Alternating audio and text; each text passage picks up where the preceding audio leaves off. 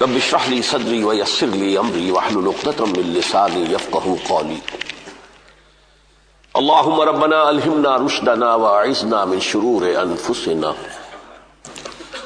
اللهم ارنا الحق حقا وارزقنا اتباعه وارنا الباطل باطلا وارزقنا اجتنابه اللهم وفقنا لما تحب وترضى وتقبل منا فإنك خير المتقبلين آمین یا رب العالمین۔ معزز حاضرین اور محترم خواتین، السلام علیکم ورحمۃ اللہ وبرکاتہ۔ آج میں جو بات آپ سے کرنے چلا ہوں، اس سے پہلے بھی اس موضوع پر مختلف حوالوں سے گفتگو ہوئی ہے۔ آج میں جب سوچ رہا تھا تو ایک عجیب بات سامنے آئی۔ کم سے کم میرے بچپن یا نوجوانی کے زمانے تک معاملہ یہ تھا کہ ہم لفظ یہودی کو ایک گالی کے طور پر استعمال کرتے تھے۔ عام طور پر واقفیت بھی نہیں تھی کس بلا کا نام ہے یہودی کسے کہتے، بلکہ جیسے ہماری زبان میں لفظ سور ہے، آدمی بولنا بھی پسند نہیں کرتا، آخر وہ بھی حیوان ہے، اللہ کی مخلوق ہے، پیدا تو اللہ نے کیا ہے لیکن نجس۔ اسی طریقے سے یہودی کا لفظ زبان پر لاتے ہوئے بھی ایک ہچکچاہٹ سی ہوا کرتی تھی۔ آج وہی یہودی دنیا کی ایک بہت بڑی طاقت بن چکا ہے۔ اس وقت کی جو عالمی سیاست ہے در حقیقت اس کے مظاہر کچھ اور ہیں، سامنے کچھ اور آ رہا ہے، لیکن بباطن جو اصل مسئلہ ہے وہ یہود کا ہے۔ اور اب بہت حد تک لوگوں میں آگاہی بھی ہے کہ یہ قوم ہے، ایک نسل ہے۔ ہم یہ تو پڑھتے رہے شروع سے، سورہ فاتحہ کا ترجمہ ہوا یا ذرا سی تفسیر دیکھی تو مغضوب علیہم سے مراد یہودی ہیں جن پر غضب ہوا اللہ کا۔ اور ظاہر بات ہے کہ کم سے کم میرے بچپن اور نوجوانی کے دور تک ان کی دنیاوی اعتبار سے کوئی حیثیت نہیں تھی۔ یہ تو 1948 میں اسرائیل کے نام سے ایک ملک وجود میں آیا ہے تب سے، لیکن وہ اسرائیل کے حوالے سے بھی لوگ عام طور پر نہیں سمجھتے تھے کہ یہ یہودی ہے۔ وہ اسرائیل ایک نیا لفظ تھا کہ جو آیا ہے سامنے۔ تو آج میں یہ چاہتا ہوں کہ آپ سوچیں از روئے قرآن یہ کون ہے، ان کا معاملہ کیا ہے، ہمارے ساتھ ان کی نسبت کیا ہے، قرآن مجید نے ان کا جو ذکر کیا ہے وہ کن حوالوں سے کیا ہے۔ یہ بات جان لیجئے کہ یہود یا بنی اسرائیل ہم سے پہلے کی امت مسلمہ تھی۔ جیسے ہم حضرت محمد صلی اللہ علیہ وسلم کے امتی ہیں، یہ حضرت موسیٰ علیہ السلام کے امتی تھے۔ جیسے حضرت محمد صلی اللہ علیہ وسلم حضرت ابراہیم کی نسل سے ہیں، اسی طرح حضرت اسحاق ان کے دوسرے بیٹے، پھر ان کے پوتے یا حضرت اسحاق کے بیٹے یعقوب جن کا لقب تھا اسرائیل۔ اسرائیل کے معنی ہے عبرانی زبان میں عبداللہ۔ تو حضرت یعقوب جو عبداللہ اسرائیل تھے، ان کے 12 بیٹے تھے، وہ بنو اسرائیل کہلائے، اسرائیل کے بیٹے۔ اور ان 12 بیٹوں سے جو پھر قوم ابھری اور لاکھوں لوگ پیدا ہوئے وہ بنی اسرائیل یا بنو اسرائیل کہلائے۔ تو یہ بنو اسرائیل ایک نسلی قومیت کے اعتبار سے تو یوں سمجھیے کہ حضرت یعقوب کے زمانے سے لے کر اور حضرت موسیٰ علیہ السلام کے زمانے تک بھی موجود تھے، لیکن ان کی حیثیت ایک امت کی نہیں تھی بلکہ ایک قوم کی تھی۔ البتہ ان میں ایک بات تھی جو فضیلت کی تھی پوری دنیا میں، توحید ان کے اندر رچی بسی ہوئی تھی۔ اخلاقی اعتبار سے برائیاں آ گئیں، عمل میں خرابیاں آ گئیں، توحید ایک خدا، بت پرستی سے ہمیشہ یہ مجتنب رہے۔ پھر حضرت موسیٰ علیہ السلام کے زمانے سے انہیں ایک امت کی حیثیت حاصل ہوئی۔ امت بنتی ہے کتاب کی بنیاد پر۔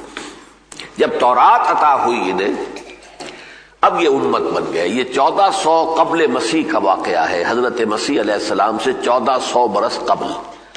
آج 2000 ہو گئے ہیں حضرت مسیح کے بعد، 2003 میں ہم بیٹھے ہوئے ہیں، تو اس میں 1400 اور ایڈ کیجئے تو 3400 سال قبل آج سے انہیں تورات عطا کی گئی حضرت موسیٰ علیہ السلام کو، اور اس وقت سے یہ امت بن گئی۔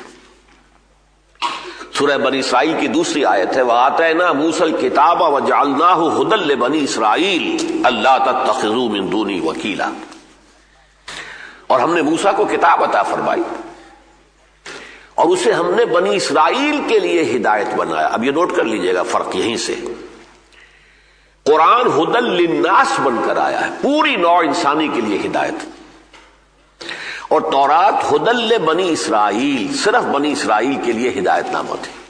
یہ ایک فرق کو نوٹ کرتے چلے آئیے۔ بہرحال اس وقت سے یہ امت جو ہے یہ دنیا میں ایک امت مسلمہ کی حیثیت سے قائم رہی۔ ان کا اپنے بارے میں زعم بھی بہت ہو گیا کہ ہم اللہ کے بڑے چہیتے ہیں، لاڈلے ہیں، اور واقعہ یہ ہے کہ ان پر اللہ کا فضل بہت بڑا ہوا ہے، بہت بڑا ہوا ہے، اس میں کوئی شک نہیں۔ حضرت موسیٰ کے ذریعے سے اللہ تعالیٰ نے فرعونیوں کی غلامی سے نجات دلائی۔ بڑے بڑے معجزے جو ہیں، 9 معجزے حضرت موسیٰ کے ذریعے سے دکھائے گئے، اور وہ بھی ابھی ایکسوڈس سے پہلے، مصر سے نکلنے سے قبل۔ اس کے بعد ایک ایک معجزہ، سمندر پھٹ گیا ان کو راستہ دینے کے لیے حضرت موسیٰ کے ایک عصا کے ضرب سے، اسی عصائے موسوی کے ضرب سے ایک چٹان سے 12 چشمے بہہ نکلے، ہر قبیلے کا علیحدہ، تاکہ یہ کہ آپس میں لڑے نہیں۔ قبائلی زندگی تھی، لڑائی ہوتی ہے، پانی پر لڑائی ہوتی تھی، تو ہمارے دیہات میں بھی ہوتی ہے۔ تو اللہ نے 12 چشمے، قد علم کل اناس مشربہم، ہر قوم نے اپنا، ہر قبیلے نے اپنا جو ہے گھاٹ معین کر لیا، ہمیں یہاں سے پانی لینا۔ صحرائے سینا میں انہیں دھوپ کی سختی نے ستایا، فظللنا علیکم الغمام، تو ان کے اوپر جو ہے ایک ابر جو ہے وہ مسلسل چل رہا تھا، جیسے وہ صحرائے سینا میں 6 لاکھ کی تعداد میں ایک قافلہ چل رہا تھا، ایسے ہی ابر چل رہا تھا۔ بھوک لگی تو من و سلوہ، موجزانہ طریقے پر انہیں اللہ تعالیٰ نے غذا دی، پھر انہیں اللہ نے کتاب دی۔ صحرائے سینا میں کوہ طور ہے، وہاں بلا کر اور 40 دن کا ایک چلہ کروا کے، جس میں کہ مسلسل روزہ تھا 40 دن کا، پھر حضرت موسیٰ کو تورات دی گئی، اور تورات سے مراد ہے احکام 10، یہ 10 کمانڈمنٹس، جو کہ پتھر کی سلوں کے اوپر کندہ تھے، جو دیے گئے حضرت موسیٰ علیہ السلام کو، اور وہ لے کر آپ آئے۔ یہ امت جو ہے 2 اعتبارات سے قرآن مجید میں ان کا ذکر بہت تفصیل سے آیا۔ ایک تو حدیث نبوی ہے لَتَتَّبِعُنَّ سُنَنَ مَن قَبْلَكُمْ، حضور نے فرمایا کہ اے مسلمانوں، تم بھی انہی لوگوں کے راستوں پر چلو گے جو تم سے پہلے تھے۔ فرمایا یہاں تک کہ اگر وہ گوہ کے بل میں گھسے تھے تو تم بھی گھسو گے، اور اگر ان میں سے کوئی ایسا بدبخت نکلا کہ جس نے اپنی ماں سے زنا کیا تو تم میں بھی کوئی نہ کوئی شقی ایسا ابھرے گا۔ لوگوں نے پوچھا کہ حضور کس کی طرف اشارہ ہے، کیا یہود اور نصارہ؟ فرمایا فمن، اس کے علاوہ اور کون، تم سے پہلی امت وہی تھے۔ تو واقعہ یہ ہے کہ سورہ بقرہ میں جو 10 رکوع مسلسل آئے ہیں، 5ویں سے لے کر اور 15ویں کے شروع تک، اس میں یہود کی جو گمراہیاں ہیں، عقیدے کی گمراہیاں، عمل کی گمراہیاں، ان سب کو تفصیل سے بیان کیا گیا۔ کیوں؟ ہمیں آئینہ دکھایا گیا، مسلمانوں تم میں بھی یہی ساری باتیں آئیں گی، بچو ان سے۔ مثلا انہیں ذوم ہو گیا ہم تو اللہ کے بڑے لاڈلے اور چہیتے ہیں، ہمیں تو آگ چھو ہی نہیں سکتی، یا گنتی کے چند دن۔ ہمیں بھی ذوم ہو گیا، ہم تو محمد کے امتی ہیں، ہمارا کیا سوال جہنم میں جانے کا، جائیں گے تو تھوڑی دیر کے لیے، پھر نکال لے گا اللہ۔ اللہ نے نہ تورات میں یہ وعدہ کیا، نہ قرآن میں وعدہ کیا۔ حقیقی ایمان جن کے دل میں ہو وہ تو صحیح ہے کہ اگر ان کے گناہوں کا پلڑا بھاری ہوا نیک اعمال سے تو وہ جہنم میں داخل کیے جائیں گے، اپنے گناہوں کے مقدار جو ہے وہ سزا پا کر پھر نکل آئیں گے۔ لیکن حقیقی ایمان دل میں ہو، یہ سنے کہ جو بھی نام کا مسلمان ہے، ایمان کی رمق کوئی نہیں ہے، اس سے یہ وعدہ نہیں ہے، یہ مسلمانوں سے وعدہ نہیں ہے، مومنین سے وعدہ ہے۔ اب یہ ایک علیحدہ مضمون ہے کہ مسلمان اور مومن میں فرق کیا ہے، میں اس وقت ادھر جا نہیں سکتا۔ اس کے لیے قرآن مجید میں جو فیصلہ کن آیات ہیں وہ سورہ الحجرات کی ہے، 14 اور 15 نمبر آیات۔ قالت الاعراب آمنا قل لم تؤمنوا ولکن قولوا اسلمنا. یہ بدو دعویٰ کر رہے ہیں نبی کہ ہم ایمان لے آئے، ان سے کہہ دیجیے تم ہرگز ایمان نہیں لائے ہو. ہاں یہ کہہ سکتے ہو مسلمان ہو گئے. وَلَمَّا يَدْخُلِ الْإِيمَانُ فِي قُلُوبِكُمْ، ابھی تک تو ایمان تمہارے دلوں میں داخل تک نہیں ہوا. تو زبان پر اقرار باللسان جو ہے اس سے ایک مسلمان تو بن گیا آدمی، لیکن یہ کہ مومن بننا تو تب ہوتا ہے جب دل میں یقین پیدا ہو جائے. دلی یقین اگر ہو جائے تو پھر ٹھیک ہے، ورنہ نہیں. اور گمراہیاں بے شمار گمراہیاں. چنانچہ یہ بھی ہمارے اندر گمراہی پیدا ہوئی کہ ہم جب نبی کے پیروکار ہیں تو شفاعت تو ہمارا لازماً حق ہے، حضور ہمارے حق میں شفاعت کریں گے. متعدد احادیث سے معلوم ہوتا ہے کہ صاف کہہ دیا جائے گا کہ نبی یہ آپ کے پیروکار نہیں ہے، اور حضور خود دنیا میں فرما گئے ہیں من رغب عن سنتی فلیس منی، جسے میری سنت پسند نہیں ہے اس کا مجھ سے کوئی تعلق نہیں. یہ کوئی نسلی معاملہ نہیں ہے، یہ عقیدے کا معاملہ ہے، یقین کا معاملہ ہے، عمل کا معاملہ ہے. ایمان اور عمل صالح کی بنا پر سارے وعدے ہیں جو بھی اللہ کے. بہرحال یہ ایک پہلو ہے کہ جو بھی گمراہیاں ان میں آئیں وہ ہم میں بھی آئیں. دوسری حدیث میں نے ابھی آپ کو سنائی ہے کہ حضور نے فرمایا لَيَأْتِيَنَّ عَلَىٰ أُمَّتِي مَا أَتَىٰ عَلَىٰ بَنِي إِسْرَائِيلَ حَسْبُ النَّعْلِ بِالنَّعْلِ. یہ ترمذی شریف کی روایت ہے. حضرت عبداللہ ابن عمرو ابن العاص رضی اللہ تعالی عنہما اس کے راوی ہیں. حضور نے فرمایا میری امت پر بھی وہ سارے حالات وارد ہو کر رہیں گے جو بنی اسرائیل پر ہوئے ہیں، بالکل ایسے جیسے ایک جوتی کے جوڑے کی دو جوتیاں ایک دوسرے کے مشابہ ہوتی ہیں. اب یہ مثال جو آپ نے دی تشبیہ بڑی فصاحت اور بلاغت والی ہے. دیکھیے جوتیوں کا جوڑا رکھا ہوا ہو زمین پر تو وہ مختلف نظر آئیں گے، ایک کا رخ ادھر ہے ایک کا رخ ادھر ہے پنجے کے حساب سے. تلوے ملا دیجئے تو بال برابر فرق نہیں. تو ظاہر بات ہے کہ ان دو امتوں میں 2000 سال کا فصل ہے. 1400 قبل مسیح میں تورات دی گئی اور سابقہ امت جو ہے بنی اسرائیل یا یہود ان کی تاریخ شروع ہو گئی، اور 600 بعد مسیح میں حضور پر قرآن نازل ہوا. 610 میں پہلی وحی نازل ہوئی ہے. تو 1400 اور 600 جمع کیجئے 2000 سال کا فصل ہے. تو فصل تو یقیناً بہت ہوگا، لیکن یہ کہ اگر آپ جس کو آپ کہتے ہیں بین السطور بٹوین دی لائنز اگر دیکھیں تو معلوم ہوگا بعین ہی جو کچھ ان پر بیتا وہی ہم پر بیتا. اس موضوع پر میں نے ایک مضمون لکھا تھا سن 74 میں. تنظیم اسلامی کے قیام کا فیصلہ کر لیا تھا، ابھی باقاعدہ اس کی تاسیس نہیں ہوئی تھی. پھر میں مسجد خضرہ سمن آباد میں رمضان میں معتکف تھا. اعتکاف کی حالت میں مضمون میں نے لکھا تھا. اس وقت وہ آپ کو ملے گا یا تو تنظیم اسلامی کا تاریخی پس منظر کے نام سے ایک کتاب چاہے. میں نے ہسٹوریکل سروے دیا ہے، سابقہ امت موجودہ امت، اب امت کہاں کھڑی ہے، اب کرنا کیا ہے. ظاہر بات ہے کہ تاریخ کے تسلسل کے بغیر تو بات نہیں ہوتی. کہاں سے چلے تھے کہاں پہنچے ہیں، راستے میں کون کون سے مقامات آئے ہیں، اب کہاں جانا ہے، کیسے جانا ہے، راستہ کون سا ہے. پھر اس کا انگریزی میں ترجمہ بھی ہوا، rise and fall of the Muslim امہ کے نام سے وہ کتاب انگریزی میں بھی ہے. سورہ بنی اسرائیل کے پہلے رکوع میں اللہ تعالیٰ نے بنی اسرائیل کے 4 ادوار کا ذکر کیا ہے. یہ دور گزر چکے تھے ان 2000 سالوں کے دوران جبکہ حضور صلی اللہ علیہ وسلم کی بعثت ہوئی ہے اس وقت تک، یعنی 1400 سال حضرت مسیح سے قبل اور 600 سال حضرت مسیح کے بعد 2000 ہو گئے.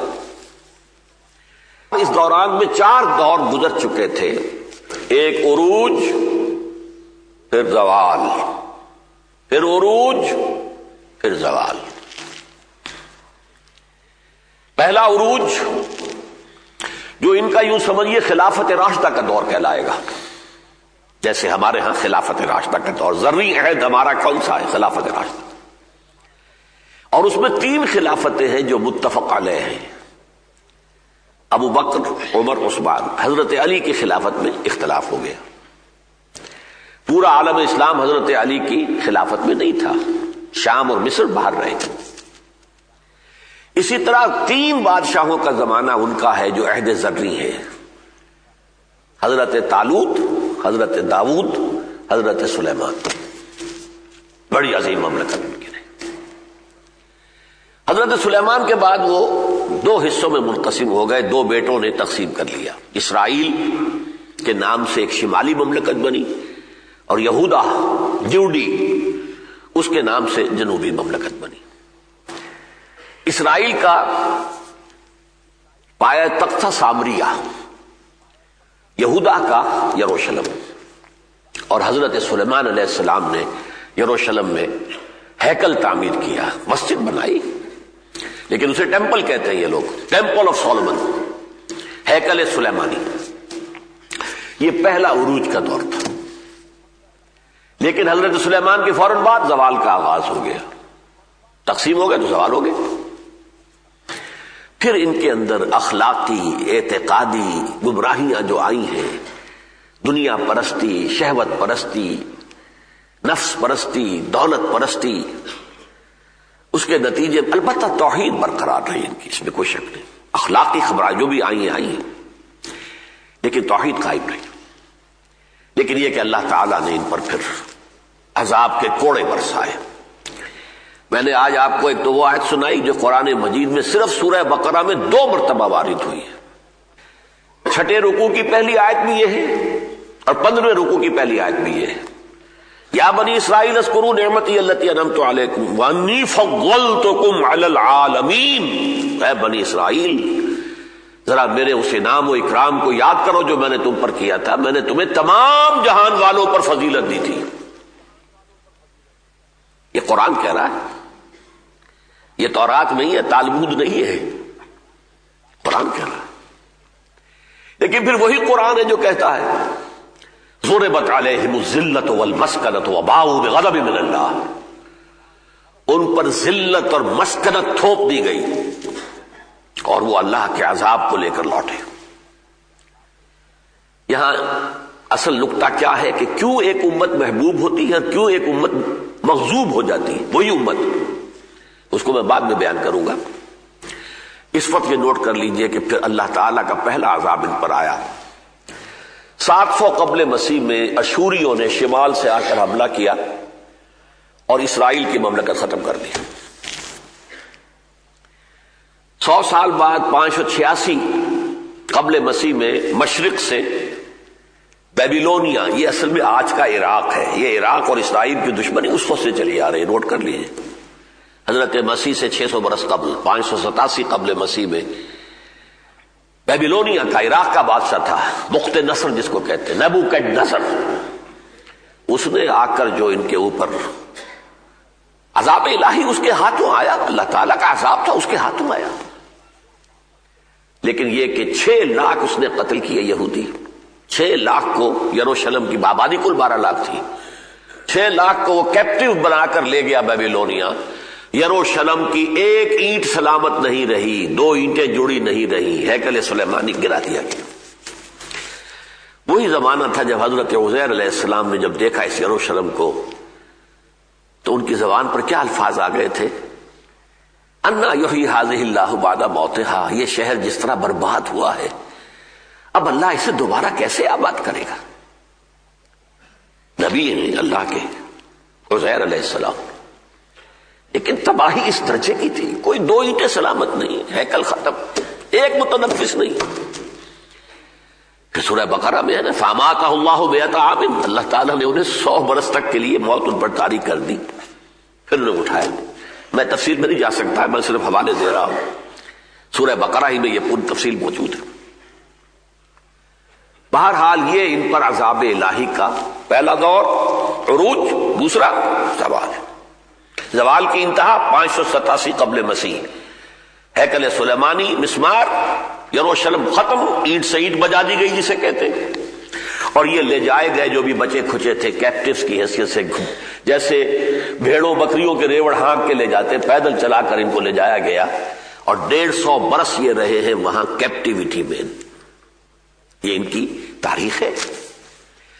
پھر حضرت عزیر علیہ السلام کو اللہ نے مبعوث کیا. ان میں ایک دعوت، تجدید ایمان، توبہ، اللہ کی جناب میں توبہ کرو، ہوش میں آؤ، اپنے عمل درست کرو، اپنے اخلاق درست کرو، تو اللہ تعالیٰ تم پر رحم فرما دے گا۔ اس کے نتیجے میں اللہ نے رحم فرمایا۔ سائرس جو سورہ کہف میں جن کا ذکر ہے، ذوالقرنین، یہ ایران کے بادشاہ تھے اور بہت نیک آدمی تھے۔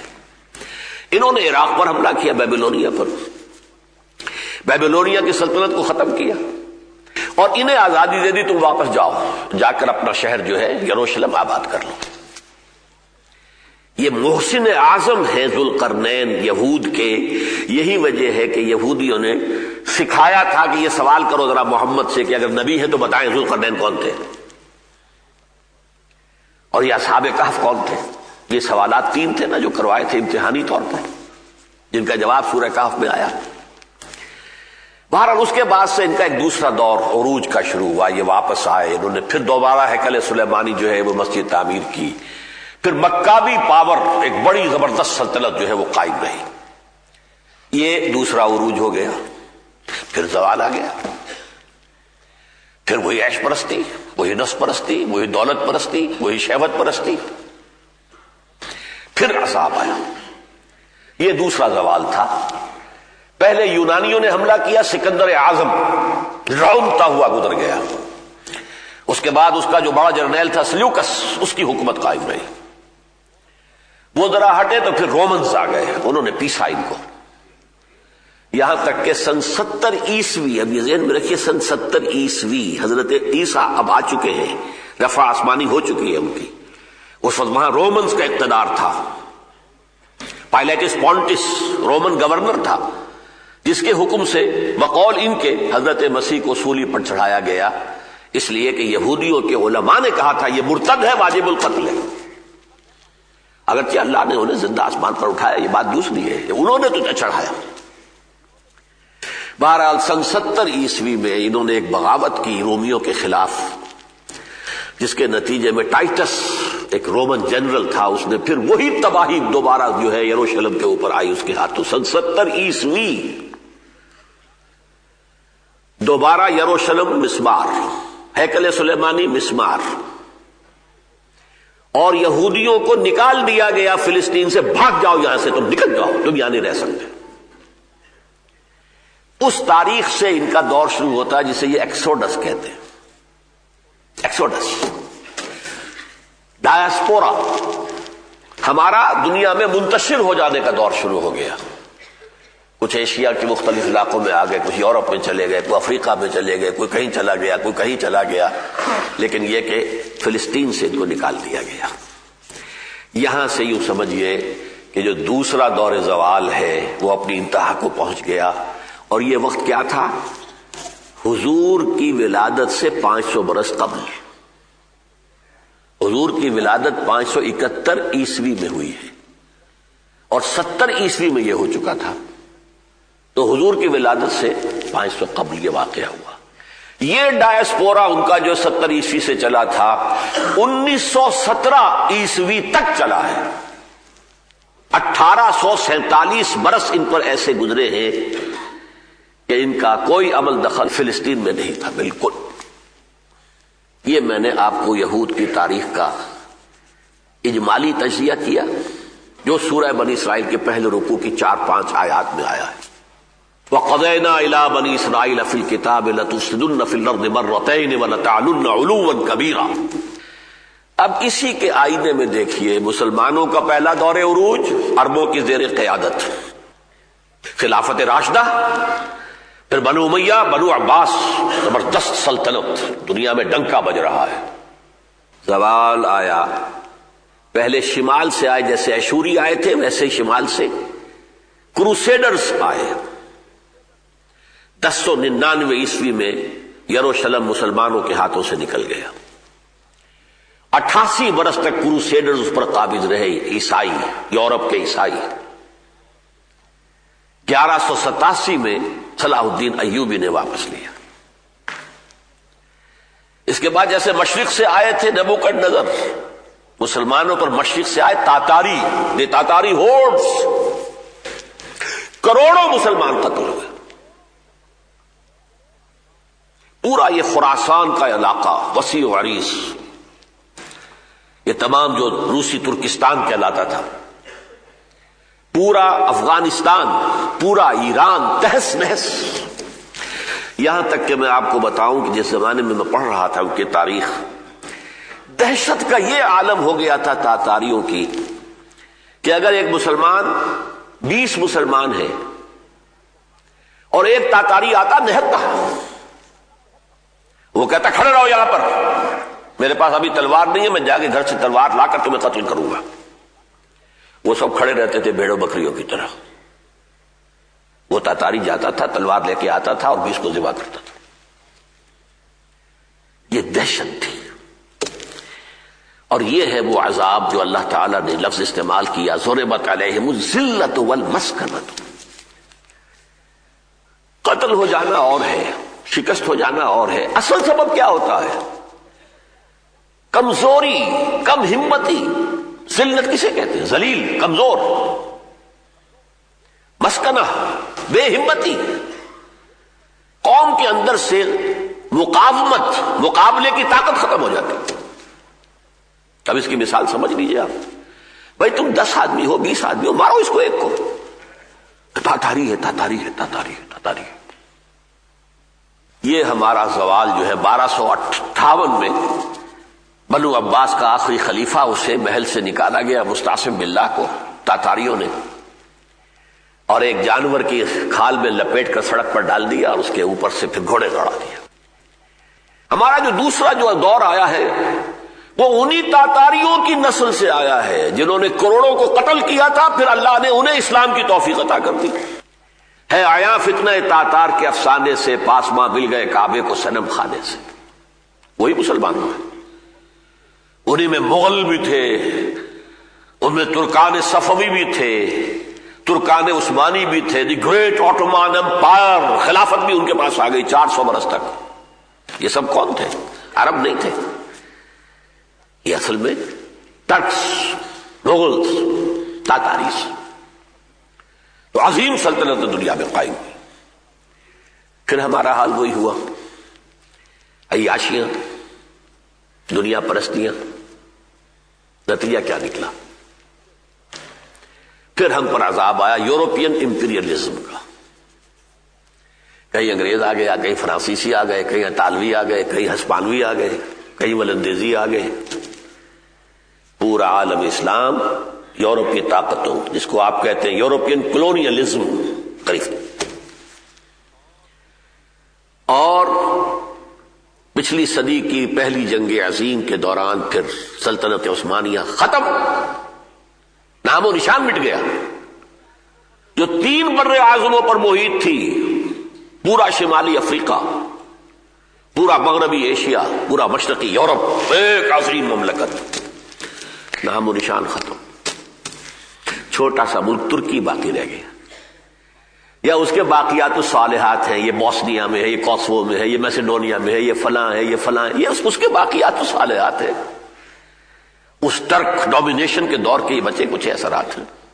بلغاریہ میں ہے، یوگوسلاویہ میں ہے، یہ مشرقی یورپ کیونکہ پورا کا پورا ترکوں کے زیر نگین تھا، ان کی عظیم سلطنت اور مملکت. یہ 4 دور ہم پر مکمل ہو گئے تھے. 5واں دور میں نے آپ کو بتایا کہ یہود کا شروع ہوا پچھلی صدی کے آغاز میں. 1897 میں زائنزم کی ایک موومنٹ شروع ہوئی اور پروٹوکولز انہوں نے اپنے معین کیے.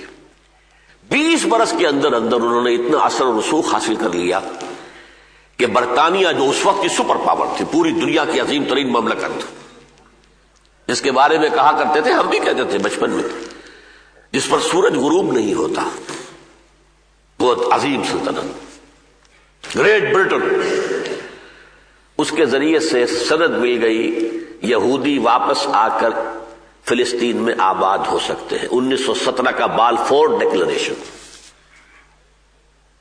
یہ آئے کچھ جائز طریقے سے، کچھ ناجائز طریقوں سے، دباؤ ڈال کر دھوس سے، دھن سے، فلسطینیوں سے جو وہاں آباد تھے، ان کی جائیدادیں خریدی، مکان خریدے، ان کے کھیت خریدے. دھن سے اس طرح کہ کہا بھائی تمہارے مکان کی کیا قیمت، کیا مانگتے ہو؟ 2 لاکھ. 3 لاکھ دیتا ہوں لیکن کل نکل جاؤ یہاں سے. پیسہ بے تحاشا تھا، بینکرز کی موومنٹ تھی، پورے یورپ کو جکڑا ہوا تھا اپنے بینکنگ کے نظام کے اندر زائنسٹ۔ اس کے بعد یوں سمجھیے کہ 31 برس کے بعد 1948 میں اسرائیل قائم ہو گیا۔ اب یہودی دنیا کی سطح پر آیا، ایک مملکت، ایک چھوٹی سی اپنی حکومت۔ یہ ہے وہ معاملہ جس سے کہ آج ہم دو چار ہیں۔ میں نے جو وہ مضمون جس کا میں نے حوالہ دیا جو سن 74 میں لکھا تھا، میری کچھ خوش فہمی تھی، رجائیت تھی۔ میں نے اس میں لکھا تھا کہ شاید امت مسلمہ کے زوال کے آخری نقطے تک ہم پہنچ چکے ہیں، اب ہمارا عروج شروع ہو جائے گا دوبارہ۔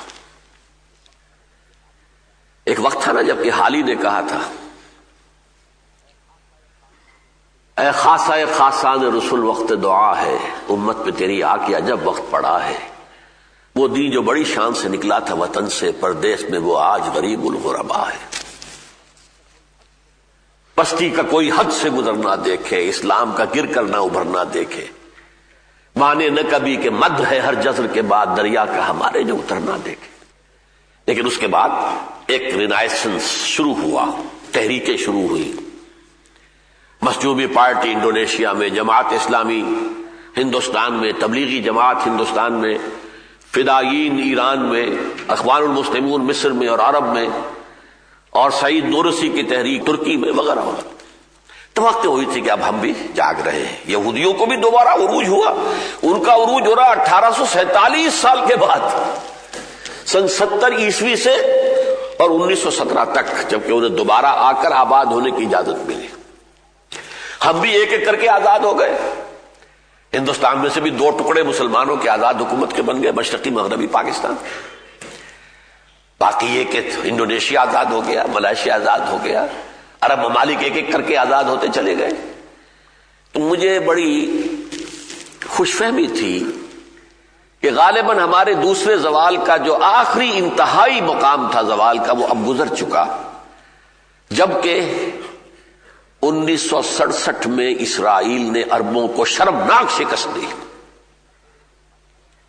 اسرائیل جب قائم ہوا تھا وہ چھوٹی سی چیز تھا۔ سن 67 میں اس نے سینائی پیننسولا لے لیا مصر سے، گولان ہائٹ لے لیے شام سے، ویسٹ بینک پورا لے لیا اردن سے، جارڈن سے، اور بیت المقدس جو اس وقت ڈیوائیڈڈ تھا، آدھا یہودیوں کے پاس تھا، آدھا مسلمانوں کے پاس تھا، اور مسجد اقصی اور قبۃ الصخرہ یہ مسلمانوں کے پاس تھے۔ لیکن سن 67 میں پورا ویسٹ بینک بشمول پورے یروشلم کے ان کے قبضے میں۔ بدترین شکست 6 Days War of 1967 یاد کیجئے۔ لیکن اتنی ہی شرمناک شکست ہمیں ہوئی سن 71 میں مشرقی پاکستان میں۔ 95,000 پاکستانی کڑیل جوان ہندو کے قیدی بنے، ملک 2 ٹکڑے ہو گیا۔ اس کے بعد جو ویو آئی تھی غالباً 74 یا 73 میں، جو وہ ہمارا مسلمان ممالک کا کہ یہ کانفرنس ہوئی تھی لاہور میں، تمام سربراہان مملکت جو تھے مسلمانوں کے جمع ہوئے تھے، بس وہ بڑا یوفوریا سا تھا۔ معلوم ہوتا ہے کہ وہ جو اقبال نے بات کہی تھی، شاید اس کا وقت آ گیا ہے کہ کتاب ملت بیضا کی پھر شیرازہ بندی ہے، یہ شاخ ہاشمی کرنے کو ہے پھر برگوبر پیدا۔ لیکن میں افسوس کے ساتھ یہ عرض کر رہا ہوں، سن 74 کی بات کو اب 28 برس ہو گئے، اب میری رائے بدل گئی ہے۔ ہم پر ہمارے زوال کا ابھی آخری نقطہ نہیں آیا۔ بہت بڑی تباہی، بہت بڑی تباہی، بہت بڑی تباہی آ رہی ہے۔ اب یہاں میں وہ نقطہ واضح کر دینا چاہتا ہوں، اللہ تعالیٰ اپنی محبوب امت پر عذاب کیوں بھیجتا ہے؟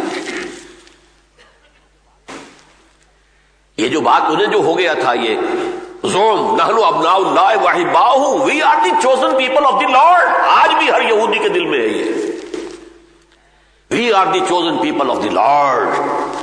قرآن تصدیق کرتا ہے، اخترناہم علی علم، ہم نے انہیں پسند کیا تھا، چنا تھا اپنے علم کی بنیاد پر۔ ایسی قوم پر پھر ایسے ایسے عذاب آئے. کیوں؟ جس قوم کے پاس اللہ کی کتاب ہو اور شریعت ہو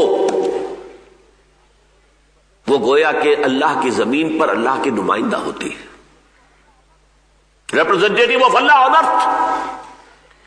اگر وہ شریعت کو پسے پش ڈالتی ہے، کتاب کو پیٹھ کے پیچھے پھینکتی ہے، وہ کافروں سے زیادہ بڑھ کر مجرم ہے. عذاب اس لیے آتا. جب ہمارا وہی حال ہو گیا، شریعت محمدی کے حامل، قرآن کے حامل قرآن. اقبال نے جو نظم لکھی تھی اپنی زندگی کی آخری نظموں میں سے ہے، یہ ابلیس کی مجلس شورا، کبھی پڑھی ہے اس کو. اقبال کا پیغام امت مسلمہ کے نام اگر کسی کو سمجھنا ہو تو اس نظم کو پڑھے. آخری اس میں جو خطاب ہے ابلیس کا اپنے کارندوں اور اپنے ایجنٹوں کو، اس میں وہ ابلیس کہتا ہے جانتا ہوں میں یہ امت حامل قرآن نہیں، جانتا ہوں میں یہ امت حامل قرآن نہیں. ہے وہی سرمایہ داری بندہ مومن کا دین. آج بندہ مومن کا دین سرمایہ داری ہے، یہ پیسے کا پرستار ہے. کہتا ہے عبد الرحمن عبداللہ اپنے آپ کو، ہے عبد الدینار و عبد الدرہم، درہم و دینار کا بندہ ہے. بات صحیح. وہ عذاب ان پہ آیا ضربت علیہم الذلۃ والمسکنہ، جس کی تفصیل میں بیان کر چکا ہوں. وہی عذاب آج ہم پر ہے، اور ایک بہت بڑا سیلاب عذاب کا جو آ رہا ہے. یہ سب کیا ہے؟ New world order. Gulf war کے بعد پہلی مرتبہ یہ لفظ امریکہ کا جو اس وقت تھا صدر، اس موجودہ صدر کا باپ، پہلی مرتبہ اس نے کہا اب ہم نیو ورلڈ آرڈر قائم کریں. اس سے پہلے مالیاتی کنٹرول پورے اس گلوب کا ورلڈ بینک IMF کے ذریعے سے. اس کے بعد پوری دنیا کے کاروبار کو اپنے ہاتھ میں اپنے کنٹرول میں لینے کے لیے ورلڈ ٹریڈ آرگنائزیشن، پوری دنیا کی زراعت کو اپنے قبضے میں لینے کے لیے ٹرپس. دنیا میں کوئی ملک اپنا بیج نہیں پیدا کر سکے گا، بیج ہم سے لینا ہوگا. اور بیج بھی وہ دیں گے آپ کو جو خصی ہوگا، اس سے آگے بیج نہیں بن سکے گا. بس آپ ایک نسل لے لیجئے، اس سے ایک گندم کی فصل مل گئی، اس گندم سے آگے گندم اگے گی نہیں. یہ جو دجالی فتنہ ہے آج، اور بڑی تیزی سے آ رہا ہے، جس طرح کی بڑکیں مار رہا ہے امریکہ، یہ فتنہ، اور اس کا ہدف عالم اسلام. میں نے جو آپ سے کہا تھا، مجھے تو یہ اچانک احساس ہوا کہ یہ تاتاریوں کا حصہ میں نے پڑھا تھا کہ اگر 20 مسلمان ہیں اور ایک تاتاری نے کہہ دیا کھڑے رہو یہیں پر انتظار کرو میرا، میں تلوار لے کر آؤں گا تمہیں بھی ماروں گا، اور وہ کھڑے رہتے تھے بیڑوں بکریوں کی طرح. بعین ہی یہ حال آج ہے. کون نہیں جانتا کہ عراق کے بعد ایران اور شاید اس سے بھی پہلے پاکستان یہ ہدف نہیں ہے. اندھوں کو بھی نظر آ رہا ہے، اندھوں کو نظر آ رہا ہے. کیا یہ ایٹمک پروگرام ہمارا کھٹک نہیں رہا ان کے دلوں میں؟ میں کھٹکتا ہوں دل یزداں میں کانٹے کی طرح. تو فقط اللہ اللہ اللہ. چاہے مشرف صاحب کیسے ہی جو ہے بش صاحب کے نام کی تسبیح پڑھتے رہے، لیکن پاکستان کا ایٹمی پروگرام کبھی بھی ذہناً وہ برداشت نہیں کر سکتے. سب کو معلوم ہے ہوگا عراق پر حملہ ہونا ہی ہونا ہے. آج تک کوئی اتنے دن ہو گئے ہیں وہاں پر جو ان کے معاہدہ کار ہے، کوئی شے نہیں. اب ایک نیا شوشہ چھوڑ دیا گیا ہے. معلوم ہوتا ہے کہ صدام نے اپنے کیمیاوی اور بایولوجیکل ہتھیار جو ہیں وہ شام کو منتقل کر دیے، لہذا شام پر ہوگا. لیبیا سوڈان کے تو پہلے ہی ان کے ہیں حریف. سعودی عرب جو ان کا بغل بچا، یہ ساری جو بھی آل سعود کی حکومت ہے، ان کا تو پوری تاریخ یہ ہے کہ پہلے برطانیہ کے یہ وظیفہ خار تھے، جبکہ ان کے پاس کچھ نہیں تھا، کچھ نہیں تھا، ان کے پاس تیل کا کوئی وجود نہیں تھا. تو شاہی خاندان کو وظیفہ ملتا تھا برطانیہ سے، اس پر ان کا کام چلتا تھا. اور اب امریکہ کی گھڑے کی مچھلی. لیکن ان پر بھی بات اٹھ رہی ہے کہ ٹھیک ہے یہ تو ہمارے دوست ہیں, ان کے ہاں قرآن پڑھایا جا رہا ہے, اس میں جہاد ہے, کیا کریں گے سعودی؟ قرآن کی تحریف کیسے کر دیں گے؟ خطبوں میں انہوں نے روک دیا ہے جہادی آیات پر خطبے نہ دیے جائیں, اور قرآن میں یہود اور نصارہ پر جو تنقیدی آیات ہے وہ ان کے خطبے میں نہ لایا جائے. یہ وہاں پر آ چکا ہے, قانون آ چکا ہے. لیکن مدارس میں کیا کریں گے؟ قرآن تو پڑھائیں گے. شاید اگر اللہ نے حفاظت کا ذمہ نہ لیا ہوتا تو ہم آیات جہاد کی نکال دیتے قرآن سے, خود بدلتے نہیں, قرآن کو بدل دیتے. لیکن یہ تو اللہ نے ذمہ لے رکھا ہے, انا نحن نزلنا الذکر وانا لہ لحافظون. یہ جو سیلاب آ رہا ہے اور جو بہت تیز و تند, بہت تیز و تند, بہت تیز و تند, اس کی حقیقت کو سمجھیے. اس کا ایک آؤٹ ورڈ خول ہے اور ایک اس کے اندر اصل شے ہے. آؤٹ ورڈ خول جو ہے وہ ہے امریکہ, یونائٹڈ اسٹیٹس میں اب کھل کر باتیں کر رہے ہیں وہ کہ ہمیں ایک ملک, دنیا, پوری دنیا کو ایک ملک بنا کر اس کو کنٹرول کرنا ہے. ہمیں جہاں بھی اندیشہ ہوگا کہ یہاں پہ ہمارے خلاف یہاں سے کوئی کارروائی ہو سکتی ہے, ہو یا نہ ہو, ہم حملہ کرنے کا حق رکھتے ہیں, ہم حملہ کر دیں گے. پری سارے بین الاقوامی قوانین, سارے دساتیر ختم. جو ملک یونائٹڈ اسٹیٹس آف امریکہ میں خود گواہی دیتا رہا ہوں, جاتا رہا ہوں, جس کی فضا میں آزادی تھی کہ ایک دفعہ آدمی امیگریشن سے باہر نکل آیا, کسٹم امیگریشن سے, اس کے بعد کھلا ہے, کوئی پوچھنے والا نہیں, حکومت کہیں نظر ہی نہیں آتی. اب کیا ہوا ہے وہاں پر؟ وہ سارے بیسک رائٹس ختم. چیخ رہے ہیں امریکی دانشور, چیخ رہے ہیں کیا ہو رہا ہے, کس طرف جا رہے ہیں. ابھی حال ہی میں ایک مضمون مجھے ملا اور میں نے کہا ہے وہاں لاہور میں کہ ندائے خلافت میں اس کا ترجمہ شائع کر دیا جائے. ایک امریکن مصنف یہ لکھ رہا ہے کہ امریکہ کو ایک پرل ہاربر کی ضرورت تھی. جیسے دوسری جنگ عظیم میں جب جاپانیوں نے پرل ہاربر پر حملہ کیا ہے تو یہ جو شیر تھا وہ اٹھ گیا, ایک دم کھڑا ہو گیا. غصہ اور انتقام, اس نے جو ہے اس پوری جنگ کا نقشہ بدل دیا. پھر ایٹم بم بھی استعمال ہو گیا اور سارا کا سارا معاملہ جو ہے ختم ہو گیا.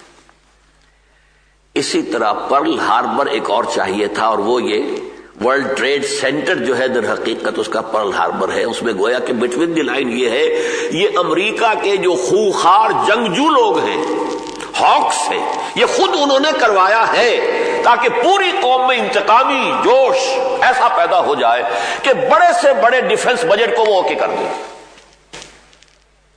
یہ لکھنے والا کوئی مسلمان نہیں ہے, امریکن. یہ ہے ورلڈ ڈومینیشن کا ایک خواب جو یونائٹڈ اسٹیٹس آف امریکہ چاہتی ہے. نمبر 2, یہ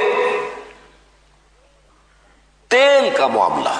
اپنی قوم کو جو انہوں نے, حالانکہ 3 لاکھ افراد کے وہاں پر جلوس نکلے ہیں جنگ کے خلاف, عراق کے خلاف, کہ عراق پر کوئی حملہ نہ کیا جائے, لیکن انتخابات میں ریپبلکن پارٹی جیت گئی.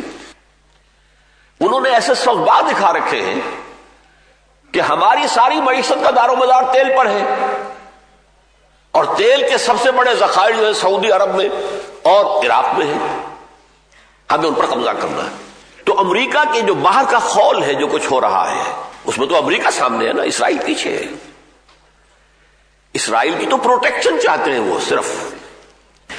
چنانچہ گلف وار کے بعد آپ کو یاد ہوگا کہ جو کمانڈر ان چیف تھا شواس کرافٹ, اس نے صاف کہہ دیا تھا we fought this war for the protection of اسرائیل.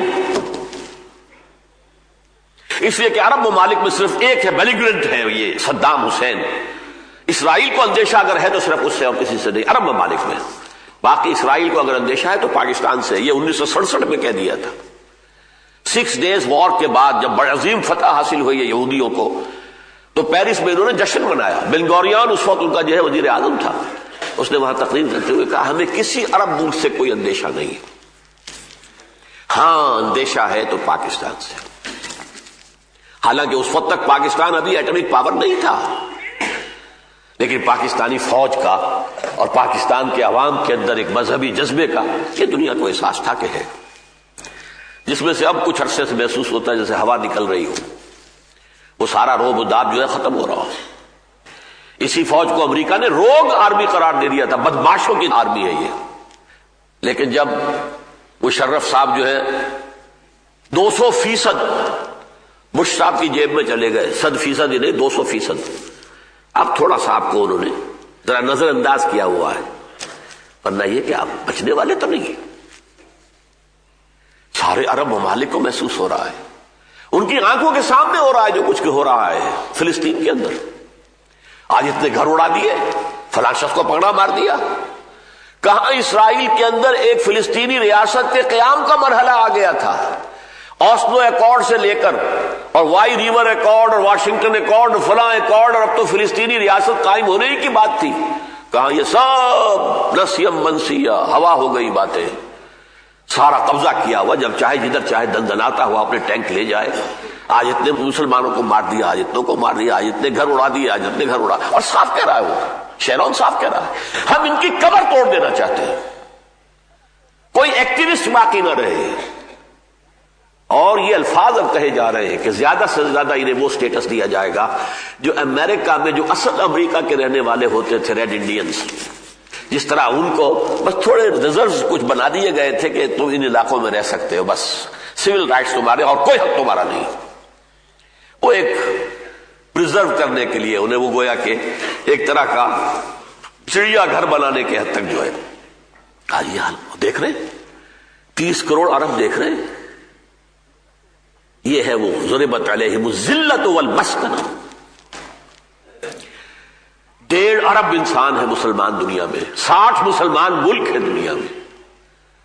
مجال نہیں کہ اب بھی کوئی خیال ہو کہ کہیں کسی طرح جمع ہو جائیں، کوئی جڑے، کوئی بیٹھ کر سوچیں کیا طوفان آ رہا ہے، کیا ہمارے ساتھ ہو رہا ہے۔ ہم بڑے دوست ہیں امریکہ کے، اور ہمارے شہریوں کے ساتھ امریکہ میں جو حشر ہو رہا ہے۔